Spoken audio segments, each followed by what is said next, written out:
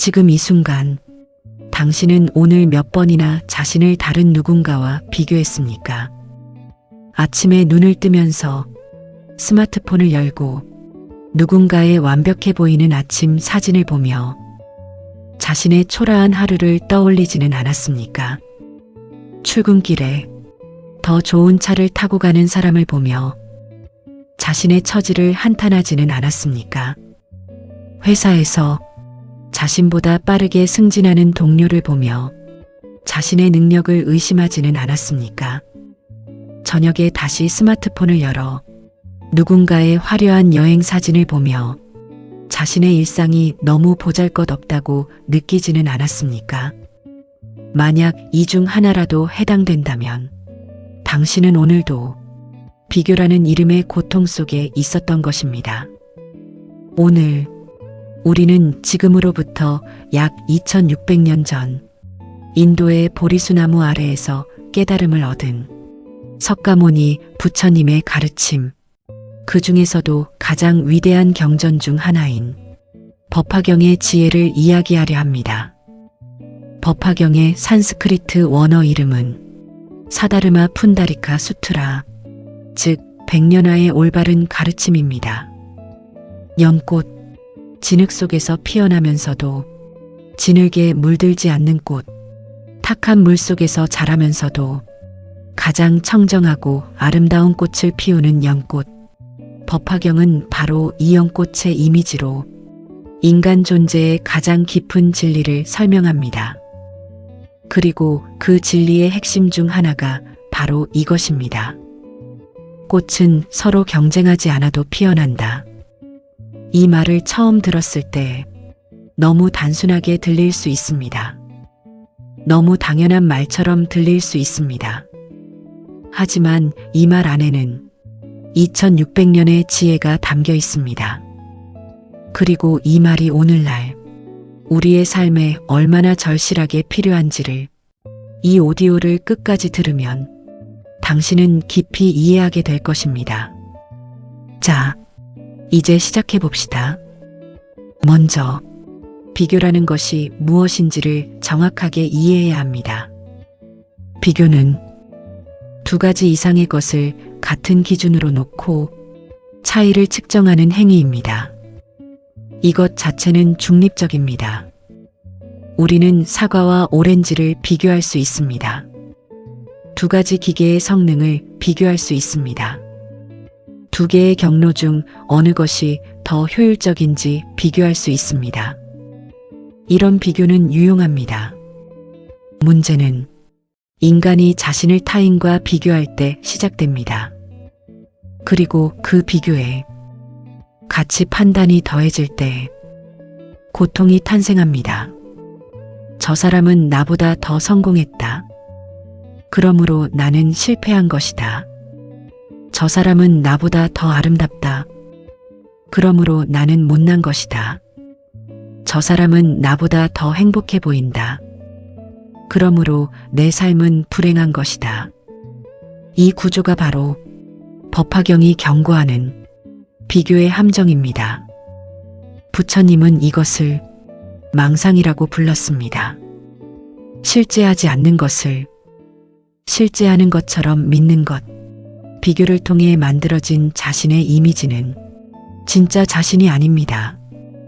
그것은 타인이라는 거울에 비친 왜곡된 이미지입니다. 그런데 우리는 이 왜곡된 이미지를 자신의 진짜 모습이라고 믿습니다. 그리고 그 믿음이 고통을 만들어냅니다. 이것이 비교가 고통을 만드는 구조입니다. 법화경에는 이런 가르침이 있습니다. 모든 중생은 다 불성을 지니고 있다. 불성이란 무엇입니까? 그것은 모든 존재 안에 내재된 완전함의 씨앗입니다. 모든 사람이 이미 완전한 존재가 될 수 있는 씨앗을 가지고 태어난다는 것. 이 가르침이 비교와 어떻게 연결됩니까? 모든 존재가 고유한 불성을 가지고 있다면 비교는 의미가 없습니다. 장미가 해바라기보다 더 우월한 꽃입니까? 해바라기가 백합보다 더 아름다운 꽃입니까? 이 질문이 얼마나 어리석은 질문인지를 우리는 꽃에 대해서는 알고 있습니다. 각각의 꽃은 그 자체로 완전합니다. 장미는 장미로서 완전하고 해바라기는 해바라기로서 완전하며 백합은 백합으로서 완전합니다. 어떤 꽃도 다른 꽃보다 더 우월하거나 열등하지 않습니다. 그런데 우리는 인간에 대해서는 이 진리를 적용하지 않습니다. 우리는 끊임없이 어느 사람이 더 성공했는지, 어느 사람이 더 아름다운지, 어느 사람이 더 행복한지를 비교합니다. 부처님이 꽃의 비유로 가르치는 것은 바로 이것입니다. 당신은 이미 당신만의 꽃이다. 다른 꽃과 경쟁하지 않아도 당신은 피어날 수 있다. 이 가르침이 얼마나 혁명적인지를 한번 깊이 생각해 보십시오. 우리가 사는 세계는 경쟁을 기반으로 설계되어 있습니다. 학교에서는 성적으로 줄을 세웁니다. 직장에서는 성과로 줄을 세웁니다. 사회에서는 재산으로 줄을 세웁니다. SNS에서는 팔로워 수로 줄을 세웁니다. 우리는 태어나는 순간부터 이 줄 세우기의 시스템 안에 놓입니다. 그리고 이 시스템은 항상 누군가를 위로 올리고 누군가를 아래로 내려놓습니다. 그래서 우리는 항상 위를 올려다보며 불안해하고 아래를 내려다보며 일시적인 안도감을 느끼는 이 끝없는 사이클 속에 있습니다. 그런데 부처님은 2600년 전에 이미 이 사이클 자체가 고통의 근원임을 깨달았습니다. 그리고 그 사이클에서 벗어나는 길을 꽃의 이미지로 가르쳐 주셨습니다. 꽃은 다른 꽃을 의식하지 않습니다. 장미는 해바라기가 더 크다고 자신의 꽃잎을 억지로 키우려 하지 않습니다. 해바라기는 장미가 더 향기롭다고 향기를 내려고 애쓰지 않습니다. 각각의 꽃은 그저 자신의 본성에 따라 자신의 시간에 자신의 방식으로 피어납니다.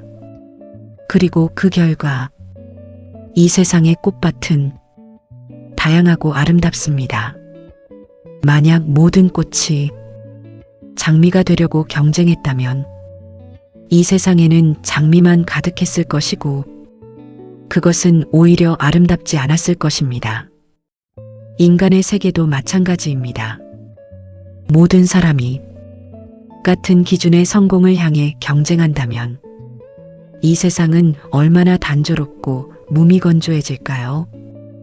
법화경은 이 다양성이 우주의 본질적 아름다움임을 가르칩니다. 그리고 비교는 이 다양성을 부정하는 행위입니다. 자, 이제 비교가 우리의 뇌와 심리에 어떤 영향을 미치는지를 살펴봅시다.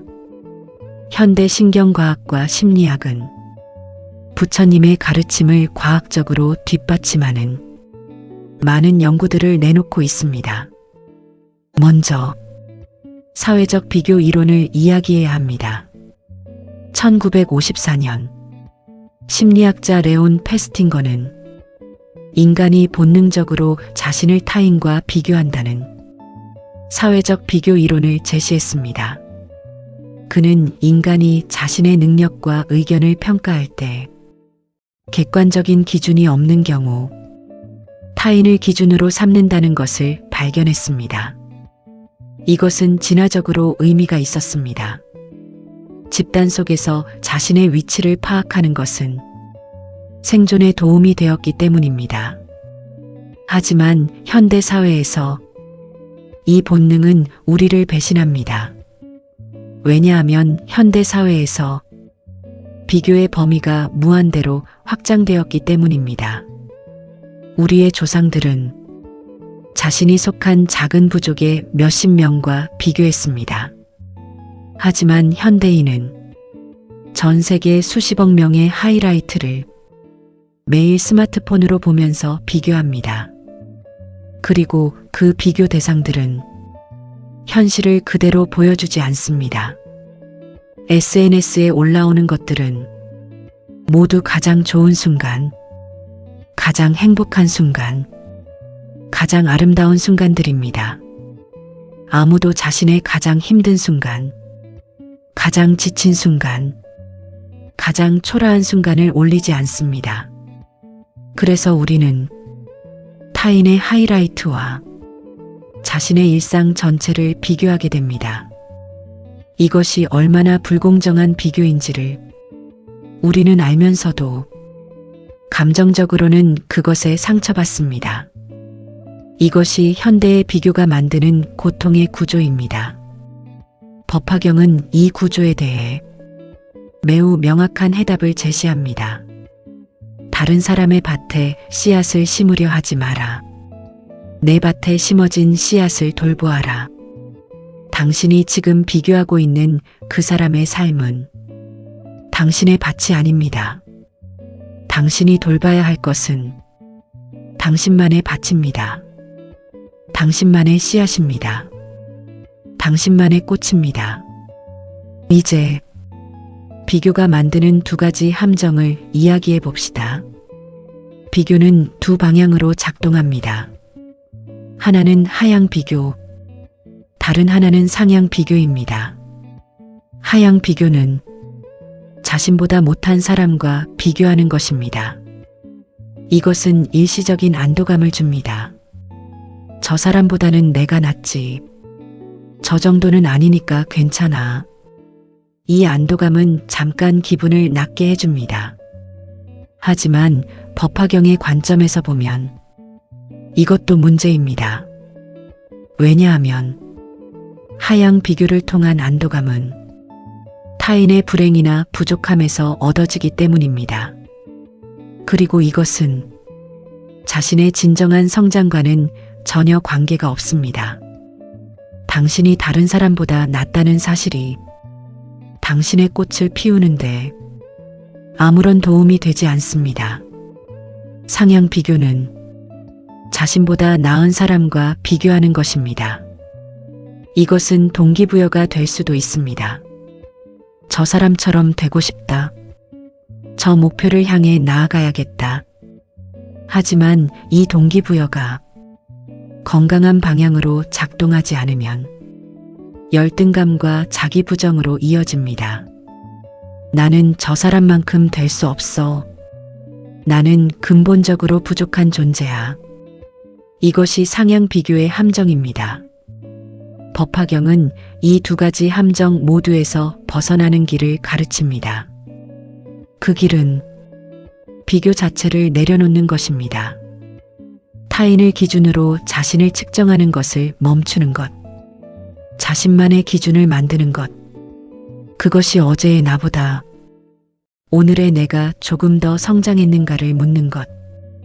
이것이 법화경이 가르치는 유일하게 의미 있는 비교입니다.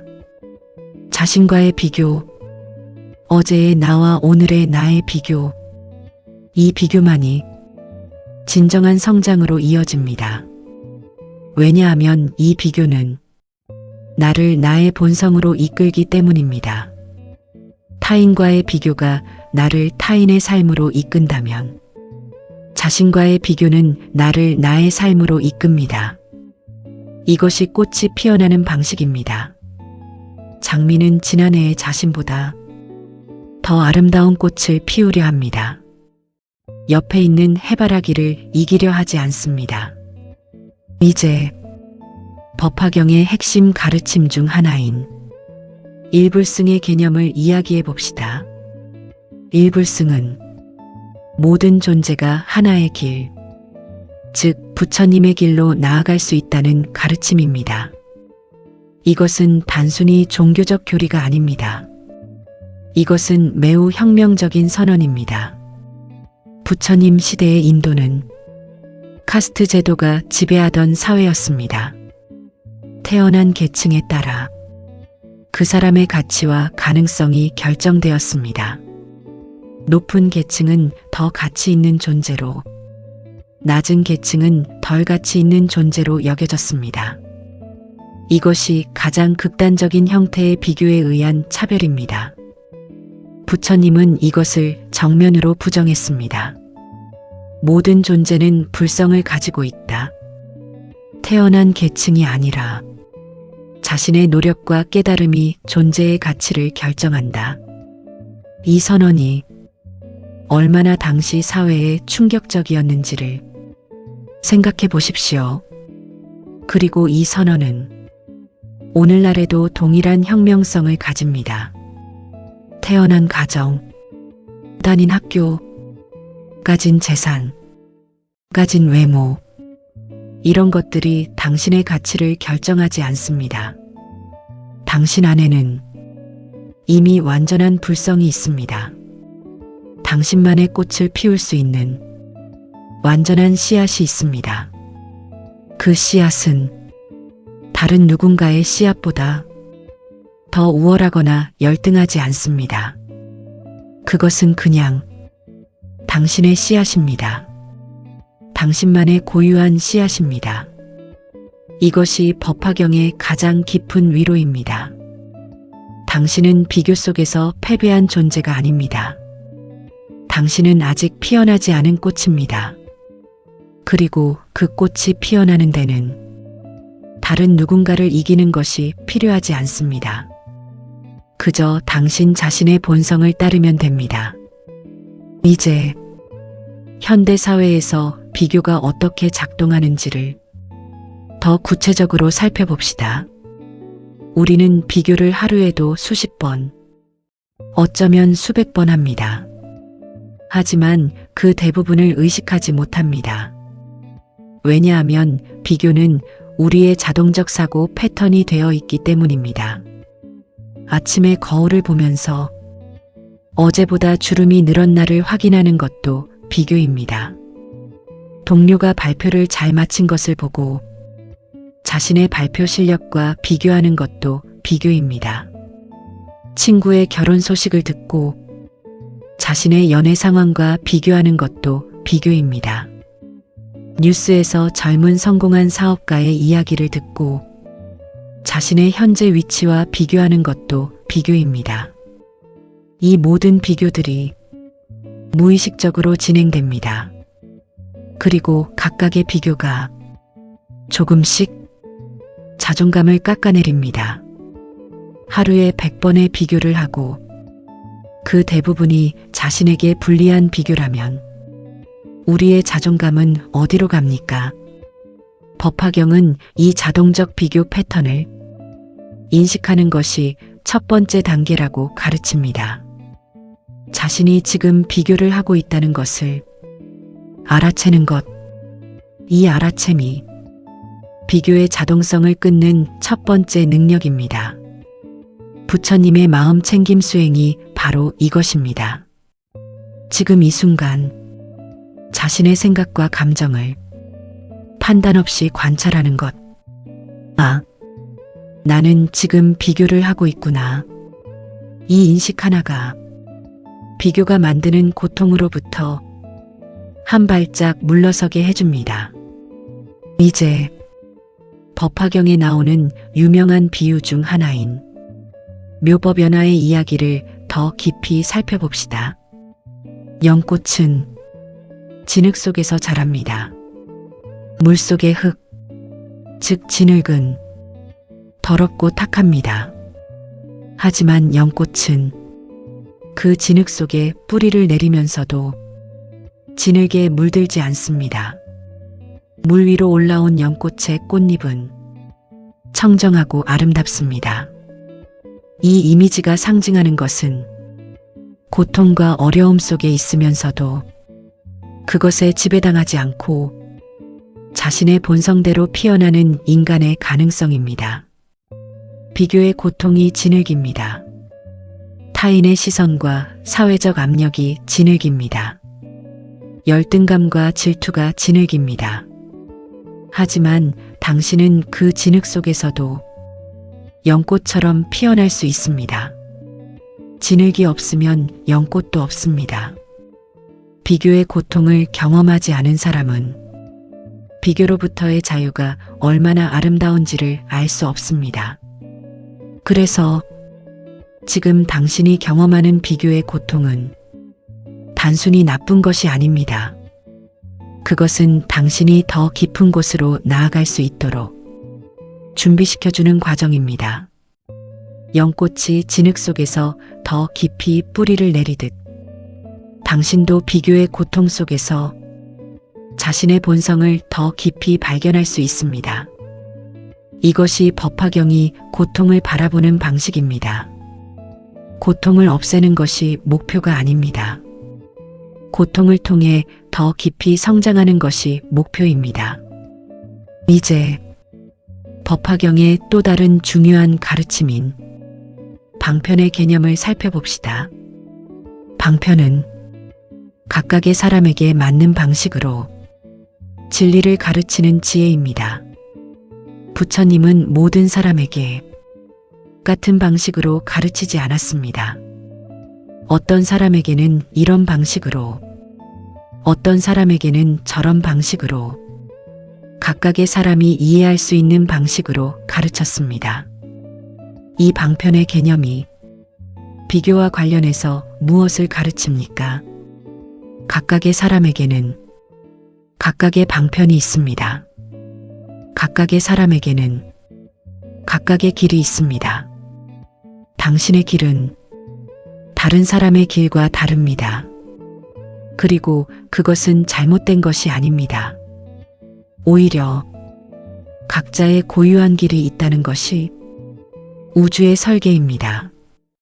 어떤 사람은 학문의 길에서 꽃을 피웁니다. 어떤 사람은 예술의 길에서 꽃을 피웁니다. 어떤 사람은 사업의 길에서 꽃을 피웁니다. 어떤 사람은 가정을 돌보는 길에서 꽃을 피웁니다. 어떤 사람은 자연 속에서 소박하게 사는 길에서 꽃을 피웁니다. 이 모든 길이 동등하게 가치 있습니다. 어느 하나가 더 우월하고 어느 하나가 더 열등한 것이 아닙니다. 하지만 우리 사회는 특정한 길만을 성공으로 정의합니다.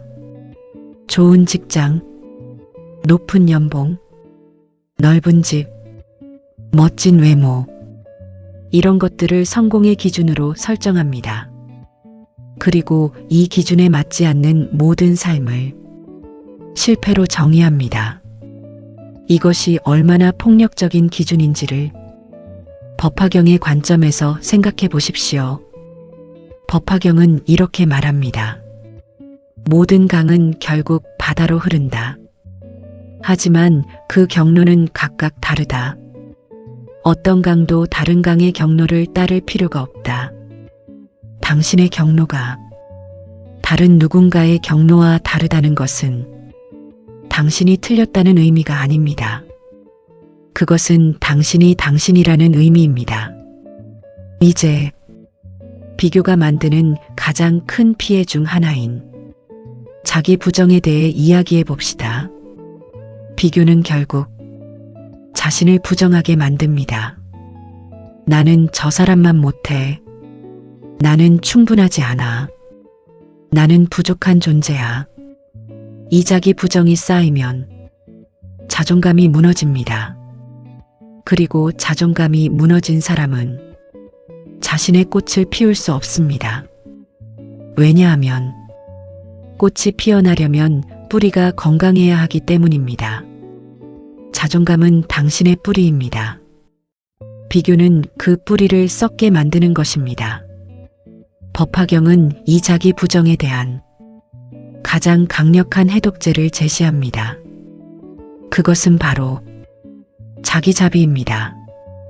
자기자비는 자신을 향한 연민과 사랑입니다. 우리는 타인에게는 쉽게 자비를 베풉니다. 힘든 친구를 위로하고 어려운 사람을 돕고 상처받은 사람을 품어줍니다. 하지만 자신에게는 얼마나 가혹합니까? 자신이 실수를 했을 때 자신을 얼마나 심하게 비판합니까? 자신이 부족하다는 느낌이 들 때 자신을 얼마나 가혹하게 대합니까? 법화경의 자비의 가르침은 타인만을 향한 것이 아닙니다. 그 자비는 자신에게도 향해야 합니다. 부처님은 이렇게 말씀하셨습니다. 온 우주를 뒤져도 자신보다 더 소중한 존재를 찾을 수 없다. 그렇다면 자신을 해치지 마라. 자신을 비교를 통해 해치는 것을 멈추십시오. 자신에게 자비를 베푸십시오. 당신이 지금 완벽하지 않아도 괜찮습니다. 당신이 지금 저 사람보다 못해도 괜찮습니다. 당신은 여전히 피어나고 있는 꽃입니다. 모든 꽃은 피어나는데 자신만의 시간이 필요합니다. 어떤 꽃은 봄에 피고, 어떤 꽃은 여름에 피며, 어떤 꽃은 가을에 피고, 어떤 꽃은 겨울에도 피어납니다. 당신의 꽃이 아직 피어나지 않았다면 그것은 당신의 계절이 아직 오지 않은 것입니다. 당신의 계절을 기다리는 동안 뿌리를 더 깊이 내리는 것이 가장 중요한 일입니다. 이제 법화경에서 가장 유명한 비유 중 하나인 약초 비유품을 이야기해 봅시다. 약초 비유품에서 부처님은 이런 이야기를 하십니다. 하나의 큰 구름이 땅 위에 비를 내립니다. 그 비는 차별 없이 모든 식물 위에 내립니다. 큰 나무에도, 작은 풀에도, 화려한 꽃에도, 이름 없는 잡초에도 똑같이 내립니다.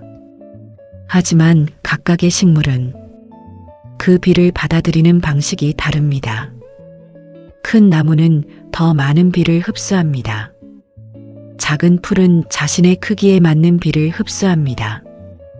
어떤 식물은 꽃을 피우는 데 사용하고 어떤 식물은 뿌리를 깊이 내리는 데 사용합니다. 같은 비를 받아도 각각의 식물은 자신의 본성에 따라 자신만의 방식으로 성장합니다. 이것이 바로 방편의 지혜입니다.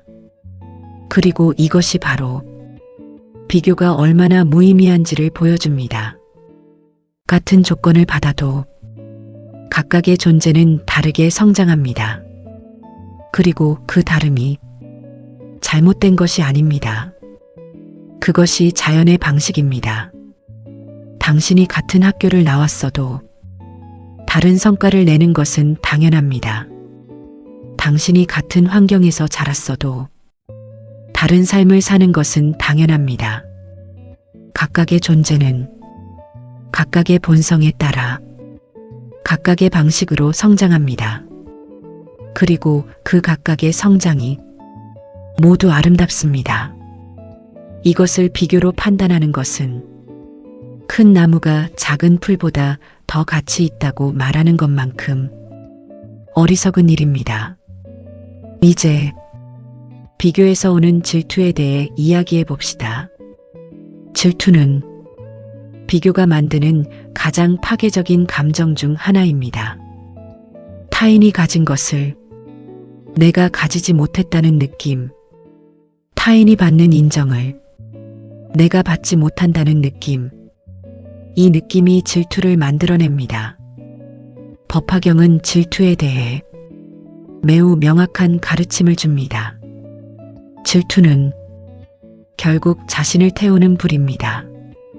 타인을 해치는 것이 아니라 자신을 태우는 것입니다. 질투하는 사람이 가장 큰 피해자입니다. 왜냐하면 질투는 타인의 행복에 집중하게 만들기 때문입니다.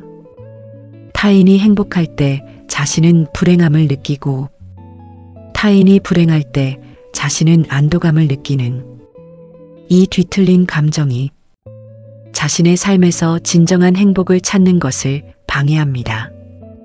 법화경은 이 질투에 대한 해독제로 함께 기뻐함, 즉 수의를 가르칩니다. 수의는 타인의 행복과 성공을 진심으로 함께 기뻐하는 것입니다. 이것이 처음에는 매우 어렵게 느껴질 수 있습니다. 나는 힘든데 저 사람은 잘 되고 있을 때 어떻게 진심으로 기뻐할 수 있습니까? 하지만 법화경은 이 수위의 능력이 자신의 삶을 풍요롭게 만드는 가장 강력한 능력 중 하나라고 가르칩니다. 타인의 성공을 기뻐할 수 있는 사람은 자신의 성공도 진정으로 기뻐할 수 있습니다. 왜냐하면 그 사람의 행복 능력이 타인의 상태에 좌우되지 않기 때문입니다. 타인이 성공해도 행복하고 타인이 어려워도 연민으로 함께할 수 있는 사람. 이 사람은 비교라는 감정의 롤러코스터에서 내려온 사람입니다. 이것이 수위의 위대함입니다. 이제 법화경의 또 다른 중요한 가르침, 무아의 개념을 살펴봅시다. 무아는 고정된 자아가 없다는 가르침입니다. 이것이 비교와 어떻게 연결됩니까? 우리가 비교할 때 우리는 비교되는 주체로서의 자아를 전제합니다. 나와 저 사람을 비교합니다. 그런데 부처님은 그 나라는 것이 사실은 고정된 실체가 없다고 가르칩니다. 나는 매 순간 변합니다. 10년 전의 나와 지금의 나는 다릅니다. 어제의 나와 오늘의 나도 다릅니다. 아침의 나와 저녁의 나도 다릅니다. 이렇게 끊임없이 변화하는 존재를 고정된 나로 규정하고 그 나를 타인과 비교하는 것이 얼마나 허상 위에서 벌어지는 일인지를 무아의 가르침은 보여줍니다. 비교는 고정된 두 개의 실체를 필요로 합니다. 하지만 그 두 개의 실체 중 어느 것도 실제로는 고정되어 있지 않습니다. 당신도 변하고 상대방도 변합니다. 오늘 당신이 부러워하는 그 사람의 모습도 내일은 달라질 수 있습니다. 오늘 당신이 열등감을 느끼는 그 영역도 내일은 당신이 더 나아질 수 있습니다. 무아의 가르침은 비교의 고정성에 근본적인 의문을 제기합니다. 그리고 이 의문이 비교에서 오는 고통을 녹이는 가장 깊은 지혜입니다. 이제 매우 구체적인 삶의 영역들에서 법화경의 가르침을 적용해 봅시다. 첫 번째 영역은 학업과 직업입니다. 우리는 어릴 때부터 성적으로 비교됩니다. 1등이 누구인지, 꼴찌가 누구인지가 교실 안의 모든 것을 결정하는 것처럼 느껴집니다. 그리고 이 경험이 우리에게 삶의 모든 영역에서 줄을 세우는 것이 당연한 일이라는 믿음을 심어줍니다. 하지만 법화경은 묻습니다. 그 줄이 당신의 진정한 가치를 결정합니까? 수학을 잘하는 능력이 예술적 감수성보다 더 가치 있습니까? 영어를 잘하는 능력이 다른 사람을 돌보는 능력보다 더 중요합니까? 우리가 학교에서 측정하는 능력들은 인간이 가진 수많은 능력 중 극히 일부에 불과합니다. 하워드 가드너의 다중지능 이론은 인간이 적어도 8가지 이상의 서로 다른 지능을 가지고 있다고 말합니다. 언어지능, 논리수학지능, 공간지능, 신체운동지능, 음악지능, 대인관계지능, 자기이해지능, 자연탐구지능. 우리의 학교 시스템은 이 중에서 주로 언어지능과 논리수학지능만을 측정합니다. 그리고 그 두 가지 지능으로만 줄을 세웁니다. 하지만 법화경의 관점에서 보면 모든 지능은 동등하게 소중합니다. 음악으로 사람들의 마음을 움직이는 능력, 다른 사람의 감정을 깊이 이해하고 돕는 능력, 자연을 관찰하고 이해하는 능력, 이 모든 것들이 수학시험 점수만큼 혹은 그 이상으로 이 세계에 필요한 능력들입니다. 당신이 학업에서 비교를 통해 받은 상처가 있다면 오늘부터 다르게 생각해 보십시오. 그 시험이 측정하지 못한 당신의 능력들이 있습니다. 그 줄 세우기가 평가하지 못한 당신의 고유함이 있습니다. 당신의 꽃은 그 시험지 위에서 피어나는 꽃이 아닐 수 있습니다. 그것은 전혀 다른 곳에서 피어날 수 있습니다. 그리고 그것은 완벽하게 괜찮습니다.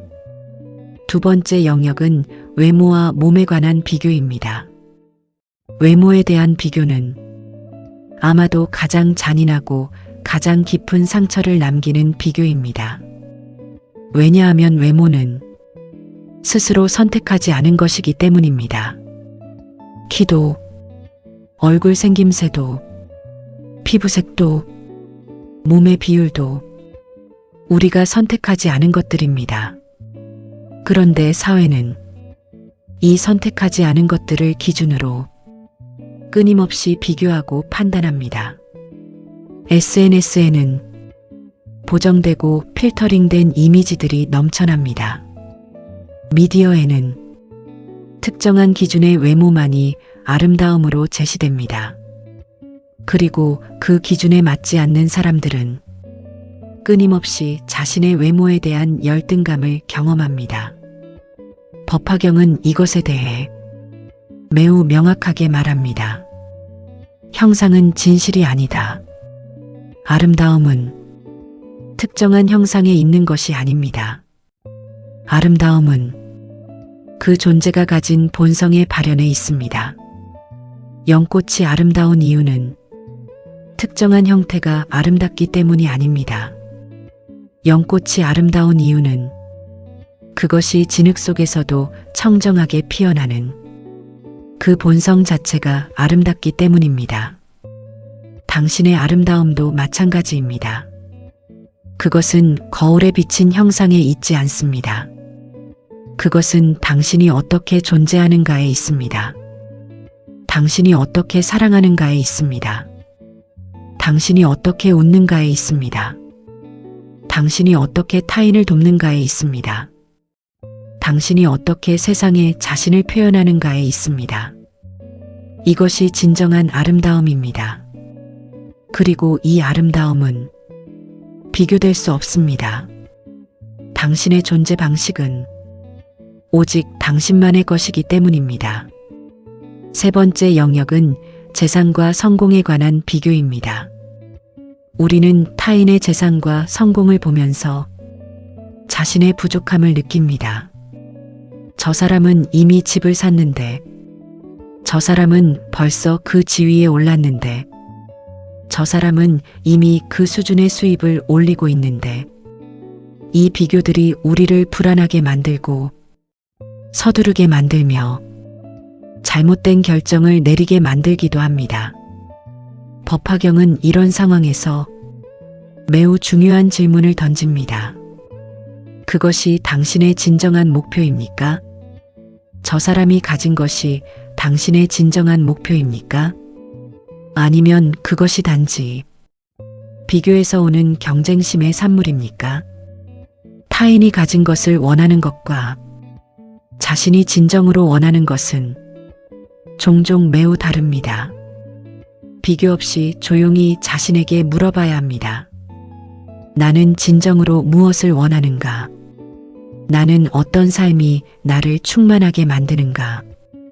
이 질문의 답이 타인의 삶이 아니라 당신만의 삶의 방향을 가리킵니다. 법화경은 이렇게 말합니다. 남의 보물을 부러워하지 말고 내 안에 있는 보물을 발견하라. 당신 안에는 이미 다른 누구도 가지지 못한 보물이 있습니다. 그 보물을 발견하고 개발하는 것이 다른 사람의 보물을 부러워하는 것보다 훨씬 더 가치 있는 일입니다.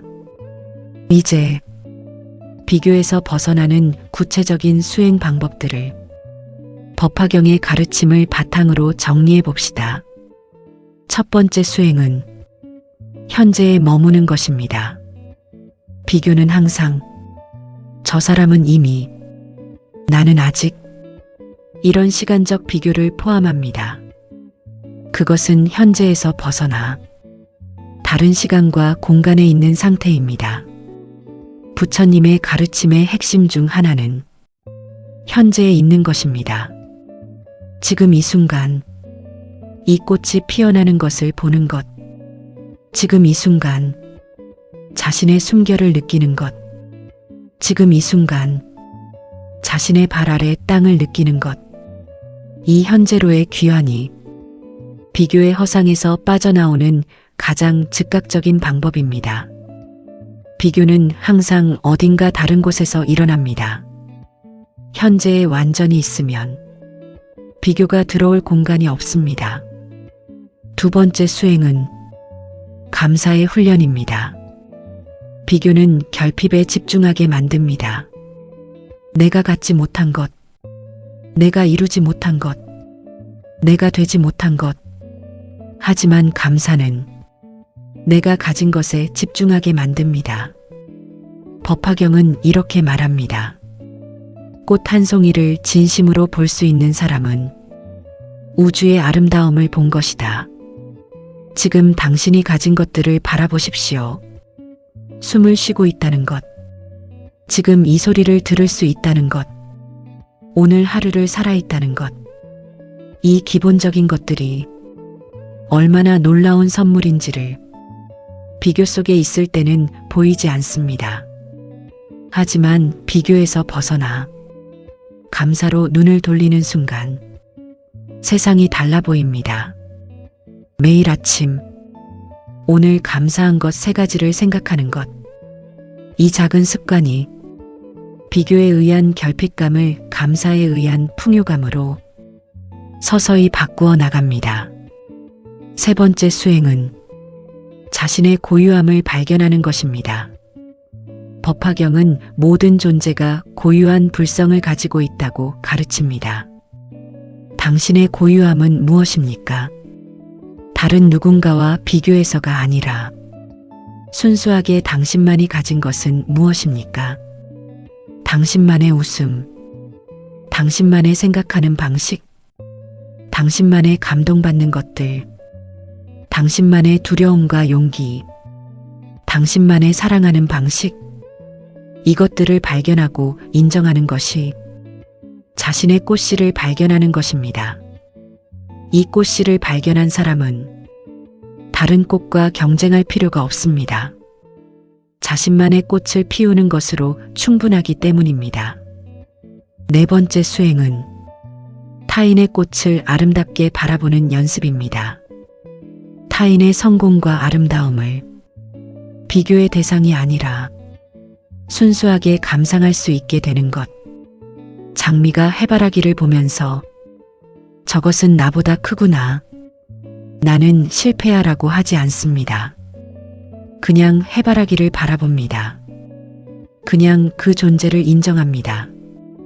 당신이 타인의 재능이나 성공을 볼 때 그것을 비교가 아닌 순수한 감상으로 바라볼 수 있다면 그것이 수위의 시작입니다. 저 사람 정말 재능이 있구나. 저 사람의 노력이 결실을 맺었구나. 저것은 정말 아름답구나.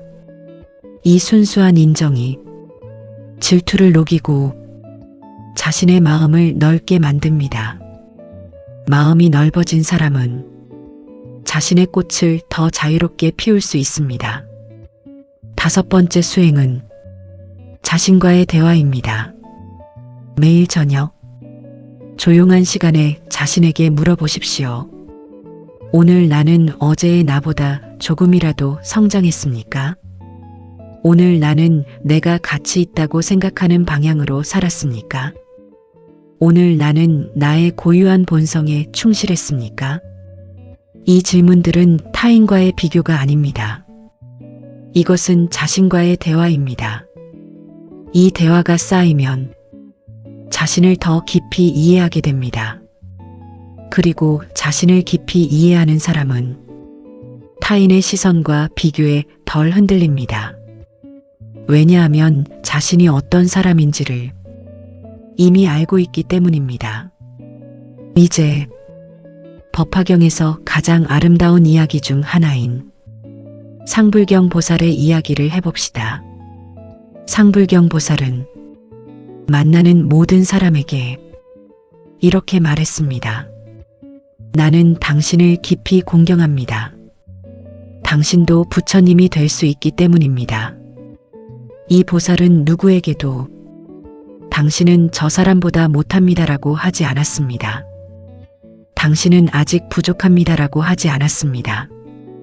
모든 존재를 이미 완전한 불성을 가진 존재로 바라보았습니다. 그리고 그 시선이 상대방에게 어떤 변화를 일으켰습니까? 처음에는 많은 사람들이 이 보살을 조롱하고 비웃었습니다. 하지만 그 일관된 공경의 시선이 결국 사람들의 마음을 바꾸기 시작했습니다. 이 이야기가 우리에게 가르치는 것은 무엇입니까? 모든 존재를 비교의 대상이 아닌 각각의 고유한 불성을 가진 존재로 바라보는 것. 이 시선이 비교에서 오는 고통을 없애는 가장 근본적인 방법입니다. 당신이 타인을 비교하지 않게 될 때 당신 자신도 타인과의 비교에서 자유로워집니다. 왜냐하면 비교는 타인을 향하는 동시에 자신도 비교의 틀 안에 가두기 때문입니다. 비교의 시선을 내려놓는 순간 당신은 타인도 자신도 비교의 감옥에서 해방시키는 것입니다. 이제 이 오디오의 마지막을 향해 가면서 가장 중요한 핵심을 정리해 봅시다. 법화경의 꽃은 서로 경쟁하지 않아도 피어난다는 가르침이 우리에게 주는 메시지는 무엇입니까? 첫째, 당신은 이미 고유한 불성을 가진 완전한 씨앗입니다. 당신의 가치는 타인과의 비교로 결정되지 않습니다. 둘째, 당신의 꽃이 피어나는 시간은 다른 꽃과 다를 수 있습니다. 그것은 틀린 것이 아닙니다. 그것은 당신의 고유한 리듬입니다. 셋째, 비교에서 오는 고통은 당신이 만들어낸 것입니다. 그리고 당신이 만들어낸 것은 당신이 내려놓을 수 있습니다. 넷째, 자신과의 비교. 어제의 나보다 오늘의 내가 조금 더 성장했는가를 묻는 것이 유일하게 의미 있는 비교입니다. 다섯째, 타인의 꽃을 아름답게 바라볼 수 있을 때 자신의 꽃도 더 자유롭게 피어납니다. 여섯째, 현재에 머무는 것이 비교의 허상에서 벗어나는 가장 즉각적인 방법입니다. 일곱째, 자기 자비를 통해 자신을 돌보는 것이 꽃을 피우는 뿌리를 건강하게 만드는 것입니다. 이 7가지를 오늘부터 하나씩 적용해 나가십시오. 처음에는 비교의 습관이 강하게 저항할 것입니다. 수십 년간 쌓인 습관은 하루아침에 사라지지 않습니다. 하지만 연꽃이 진흙 속에서 서서히 자라듯 당신의 변화도 서서히 일어납니다. 매일 조금씩 비교보다 자신의 본성에 집중하는 시간을 늘려가십시오. 그 시간이 쌓이면 당신은 어느 날 비교 없이도 자신이 충분하다는 것을 느끼게 될 것입니다. 비교 없이도 자신의 꽃이 아름답다는 것을 보게 될 것입니다. 비교 없이도 삶이 충만하다는 것을 알게 될 것입니다. 그것이 법화경이 약속하는 비교에서의 자유입니다. 부처님은 이렇게 말씀하셨습니다. 이 세상에 태어난 모든 존재는 각각 고유한 꽃을 피우기 위해 왔다. 그 꽃을 피우는 것이 그 존재의 가장 중요한 일이다. 당신은 이 세상에 무엇을 피우기 위해 왔습니까? 그 꽃이 무엇인지를 아직 모른다면 그것을 찾는 여정을 시작하십시오. 그것이 무엇인지를 이미 안다면 지금 당장 그것을 피우는 일에 집중하십시오. 타인과의 비교를 내려놓고 자신의 고유한 본성을 향해 나아가십시오. 그 길이 법화경이 가르치는 가장 아름다운 삶의 길입니다. 그 길 위에서 당신의 꽃은 반드시 피어납니다. 경쟁하지 않아도, 비교하지 않아도, 서두르지 않아도 당신만의 시간에, 당신만의 방식으로, 당신만의 아름다운 꽃을 피울 것입니다. 그것이 법화경의 가장 깊은 약속입니다. 오늘 이 긴 이야기를 끝까지 함께 해주셔서 진심으로 감사합니다. 이 이야기가 당신의 마음속 어딘가에 작은 연꽃 씨앗 하나를 심었기를 진심으로 바랍니다. 이 채널에는 앞으로도 법화경을 비롯한 동서양의 위대한 가르침들이 담긴 삶의 지혜들을 계속해서 소개해드릴 예정입니다. 지금 바로 구독 버튼을 눌러주시고 알림 설정을 켜두시면 새로운 이야기가 올라올 때마다 가장 먼저 만나보실 수 있습니다. 이 영상이 마음에 와닿으셨다면 좋아요 버튼 한번 눌러주시는 것이 이 채널이 더 많은 분들에게 닿을 수 있는 가장 큰 힘이 됩니다. 비교로 지쳐있는 소중한 분들에게 이 이야기를 공유해 주신다면 그분들의 삶에도 오늘의 법화경 가르침이 작은 위로와 빛이 될 수 있을 것입니다. 당신의 꽃이 아름답게 피어나기를 진심으로 응원합니다. 다음 이야기에서 또 뵙겠습니다. 감사합니다.